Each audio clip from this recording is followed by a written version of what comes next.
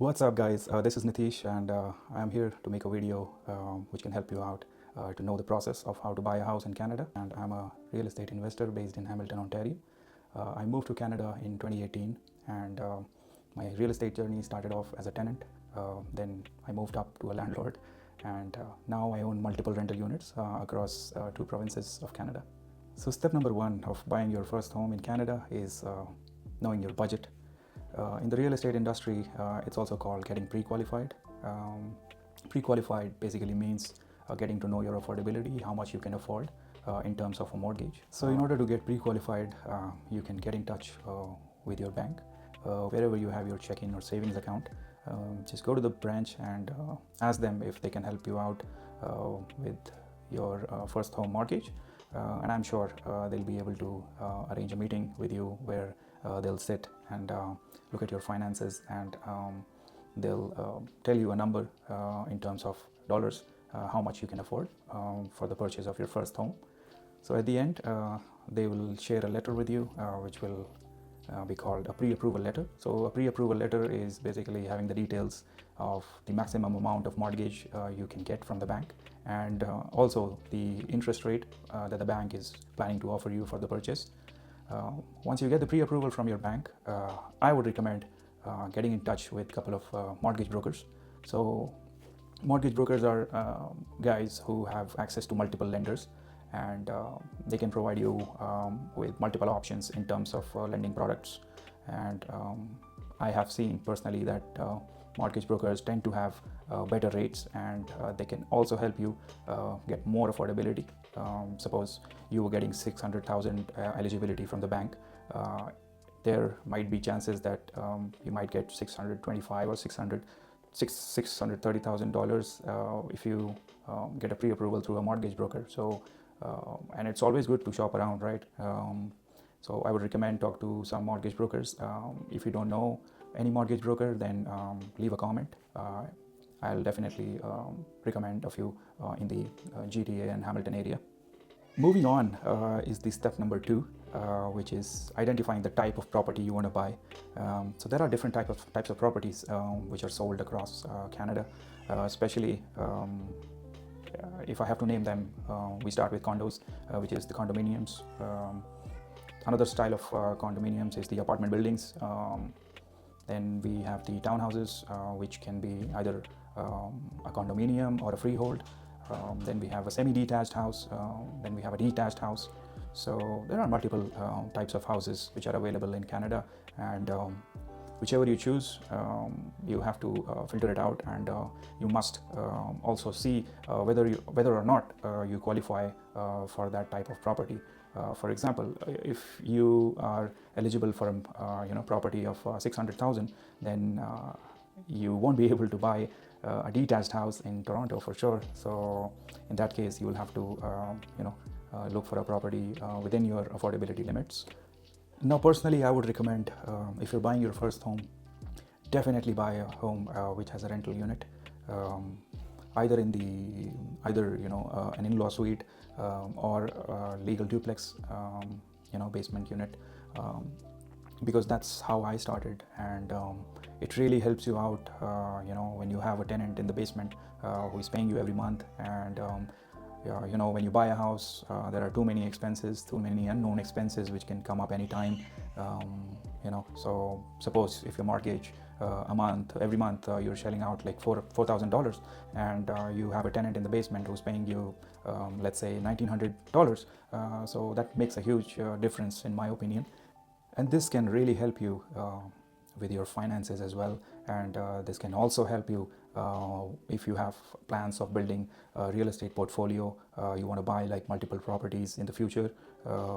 So if you have rental income coming in from your primary residence as well, then it will surely help a lot. And I have seen cases where people were getting qualified for a mortgage of suppose 700,000, and when they shortlisted a property which already had a rentable basement with a finished ready kitchen with a separate entrance, that rental income got added to their affordability. So later they were able to qualify for a mortgage of let's say 800,000 or 850,000. So there are a lot of perks which not everybody is aware about. So that's why always buy your first home with a additional unit which you can rent it out and collect your rent every month. So by now you know how much of a house you can buy as your first home. Step number 3 is choosing the location wherever you want to live. So yeah, if you know your affordability, just you can Google around and see, what are the prices within your city, and if you live in an expensive city like Toronto or Vancouver, then, and if you're just qualifying for like 700,000 and you want a detached home, then I'm sorry to say, then you'll have to choose a different city to live in. So yeah, just Google around, choose the city where you want to live in. If you want more details, of where you should live, I would say just drive around different cities or different suburbs and see whichever fits the best for you and your family. And yeah, just talk to your friends, family, colleagues, get some reviews about different cities or suburbs. So step number 4 is finding a good realtor. So you can just call up 2-3 realtors whom you already know, or you can get some recommendations from your family or friends. Ask them if they know any realtor, and just call them up. Try to gauge how much knowledge they have, how much experience they have in real estate, and whether or not they know the city where you're planning to move. So here are a few tips which I think would help you identify whether a realtor is good for you or not. Red flag 1 is if the realtor is forcing you to sign a buyer representation agreement on day 1, and you barely even know him or her, and they are asking you to sign a buyer representation agreement which will put you into a contract of 3 to 6 months, suppose, and you will be obligated to work with only them, and you cannot work with any other realtor. Personally, I would never go into a contract. Red flag 2 is the realtor is forcing you to make an offer on a property which you don't like. So I've seen and I've heard from other people who did not have a good experience with their first realtor. So some realtors push clients to make offers just to get the deal done and get the commission in their pocket. So yeah, if somebody is pushing you to sign an offer just to get things done as quickly as possible, stay away, I would say. Red flag 3 is the realtor is forcing you to work with a mortgage broker of their choice, knowing that you already have a pre-approval or a mortgage broker is already working with you. So stay away from those realtors, I would say. And there are a lot of realtors who actually push their clients to work with their own mortgage brokers. I don't know what the game is. Maybe they get some commission. God knows, but yeah, you can easily sense whether or not he or she is trying to push you. Okay, so now you've chosen the realtor. Now it's time to start viewing properties. So yeah, your realtor will shortlist some properties as per your budget, as per how many rooms you're looking for, as per how many bathrooms you need, as per how much of a backyard, what sort of a house you're looking into. So they'll shortlist some properties, and they can schedule the showings as per your availability. And yeah, I would say just go out there, view the properties along with your realtor. And another tip, keep your eyes open. Whenever you go into a house for a showing, just keep your eyes wide open, because you have to be a detective. You have to see, if there is any major issues with the house, if there's an uneven floor in the house, whether there's a leak, or there's a weird smell in the house, or you notice something else wrong with the house. Maybe you notice cracks in the foundation, or you notice vertical cracks in the drywalls. So these are some items which are pretty costly to fix, because the reason behind those issues has to be investigated, and they can be a costly affair. And also look out for the roof, because roof is very costly to replace. So just keep your eyes wide open and look for any potential issues. And if you see any major issue, I would say just skip the house and move to the next one. Look at the next one. because you don't want to buy your first home and have an ugly experience the day you move in. So while you're viewing the properties, if you like any property, I would say just pull the trigger, get into action, and start making offers. Um, I see a lot of people, they just keep on viewing properties, and even if they like the property, they don't make offers because they're scared. I can understand, buying your house for the first time, it's a daunting experience, but you have to pull the trigger. If you don't make offers, you don't buy the house. So just start making offers. Be conservative in your initial offers. Even if your realtor is pushing for a higher limit, I would say just go with your gut feeling. Whatever you want to offer for the house, just put that number. Ask your realtor to put that number. And also, very important, put a financing and an inspection clause in the offer, because that will save you in case anything goes wrong, God forbid. Next step is, suppose one of your offers gets accepted by the seller. So there are a few things you should take care between the time an offer is accepted and the closing date. I would recommend, do not get any lending product within that time frame.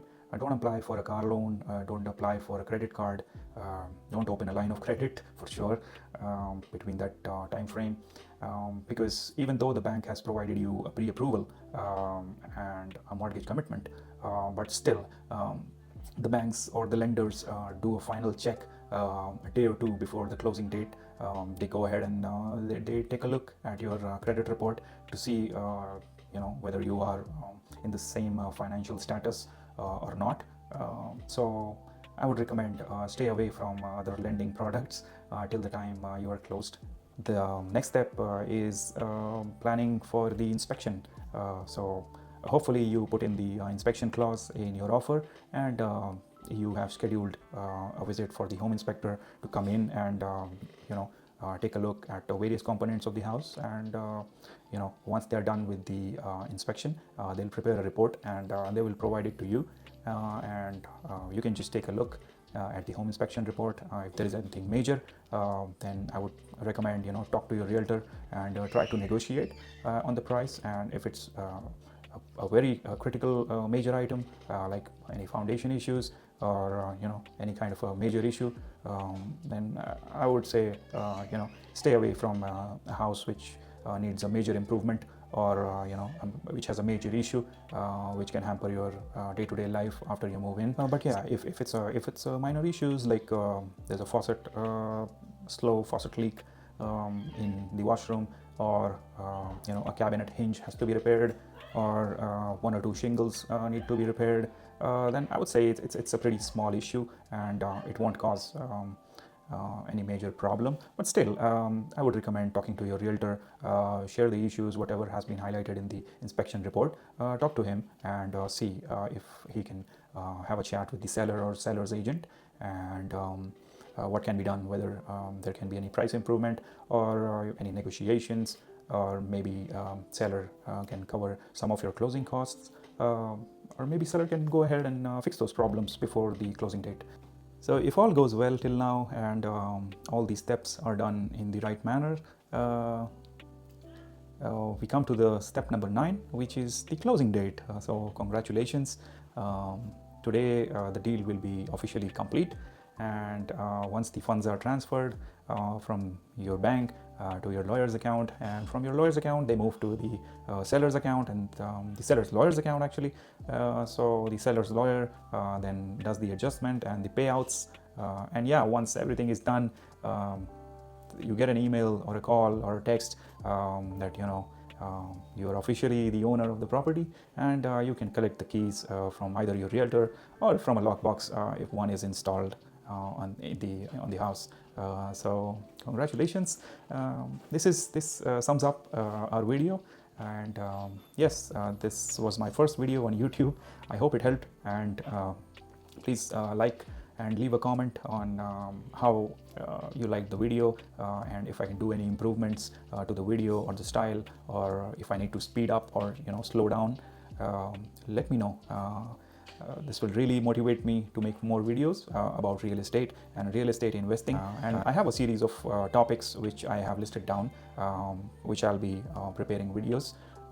in the coming days, and I'll be sharing it on YouTube for you guys to come in and take a look. So yeah, see you, take care, thanks, bye bye.